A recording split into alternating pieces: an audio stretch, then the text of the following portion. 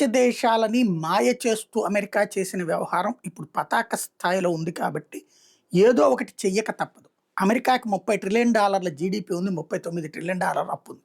వచ్చే ఏడాది కల్లా కూడా అది పెను సంక్షోభంలోకి పడుతుంది ఆర్థిక పరంగా. అందుకనినే ఏదో ఒక వంక పెట్టి అధిక పన్నులు వేసి లైక్ రష్యా వంక పెట్టినో, చైనా వంక పెట్టినో, ఇరాన్ వంక పెట్టినో, గ్రీన్లాండ్ వంక పెట్టినో అధిక పన్నులు వేసి పిండేది వాళ్ళ ప్రజల దగ్గర నుంచినే. ఇప్పుడు మన దగ్గర నుంచి ₹100కి మనం సరుకు పంపిస్తే అక్కడ 150కి 175కి అమ్మితే కట్టేదేవుడు వాళ్ళ దేశ ప్రజలు, మనం ఎందుకు కడతాం అది. కాబట్టి ఆటోమేటిక్గా అక్కడ ప్రజల్ని పిండేస్తూ వాళ్ళ దగ్గర నుంచి ₹75 తీసుకుని ₹25 గిఫ్ట్ ఇచ్చి అలా కవర్ చేయడం ఒక ఎత్తు.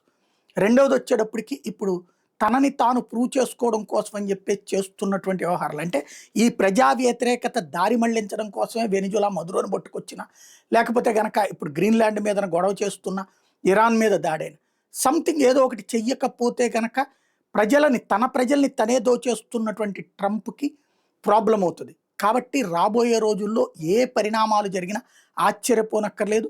అది ఎలాంటి ప్రమాదకర స్థాయికి వెళ్తాయో చూసుకోవాల్సింది మనం.